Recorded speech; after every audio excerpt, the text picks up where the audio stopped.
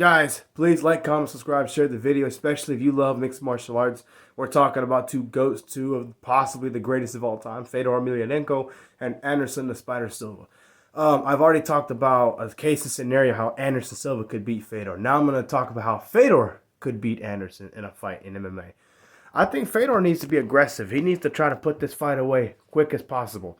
Because I think if the fight goes longer, I think Anderson's going to be in better shape than him. I think he'll be smaller than Fedor. He's probably going to be close to a heavyweight or about a heavyweight. Fedor is going to be in really good shape, but Fedor has had a problem lately.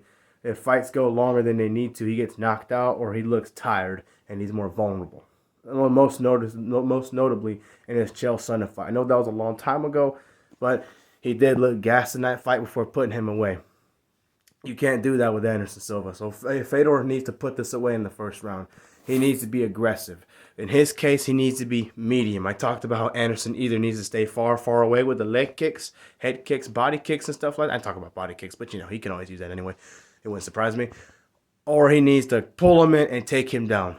Use his sambo. I don't think Anderson's going to get a submission off his back. He needs to treat this like he did in the first Nogueira fight. If he stands with him, hit him hard as he can, put him down. I don't know if he'll knock him out with one punch, but he can. He's obviously going to have a size and weight advantage, so therefore he's going to have a power advantage. And he needs to protect his chin at all times.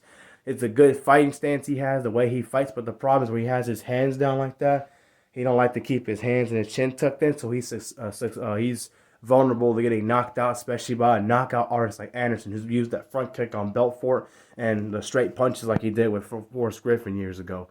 And he had to move up a weight class then. So you imagine now if he has to move up again another weight class, it probably won't affect him too much. He just won't be as speedy as he wants to be. But he'll probably still be faster than Fedor. Which is why I emphasize Fedor. If he doesn't finish the fight, he needs to go for takedowns. He needs to take Anderson down. I think if this was a grappling match, I would go with Fedor. Fedor, besides the Fabricio Verdum submission, I call it a fluke because if they fought again, it probably wouldn't go down that way. Not nothing against Fabricio, but that's just how I see it. Fedor would need to control the ground game, defend submissions, ground and pound Anderson. But I think he would be able to put it away because he has a size and power advantage. I don't think that would go good for Anderson Silva. And lately in MMA, if you look at it, Fedor has actually won more of his recent fights than Anderson. Now, granted, Anderson fought in the UFC. Fedor never did. But if you look at the guys that they've both beaten the best fighters of their division, of their prime, and even past their prime. Fedor is still relevant, beating guys that are younger than him, and he's making it look easy. Okay, and now every now and then he gets knocked out, but if he doesn't get knocked out, he wins impressively. So Fedor, again, if it stays standing, he needs to keep medium distance. He needs to tuck his chin a little bit more than he usually does.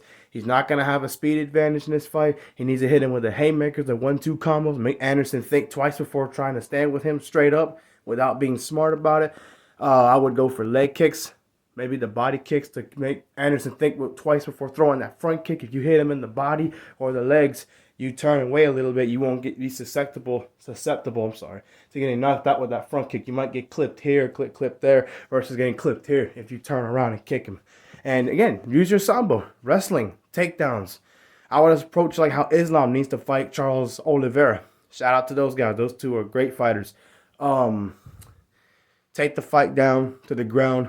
Be okay with grappling. Only problem with Fedor, as I said, he's gotten tired in some of his recent fights, like with Chael Sonnen.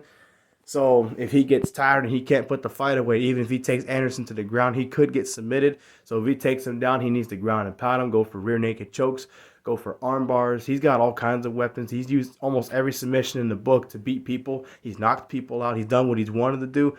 So if Fedor does that and he fights a smart fight, he should be just fine. If it stays standing and he doesn't get clipped with a front kick or something big, he can probably knock out Anderson Silva. He can also win this fight on the ground. I don't think he'll win a decision. I think he'll get tired if it goes to a grappling match, and that's when Anderson can take advantage of it and submit him. Because if Fabricio Verdum, a very dangerous and elite level world championship Brazilian Jiu-Jitsu black belt, can submit him, guess what? Anderson Silva is also a Brazilian Jiu-Jitsu black belt specialist. He's also a friend of Minotauro Nogueira. So he's probably going to work close with Nogueira, say, hey, you fought Fedor twice. What can I do to where I can win this fight?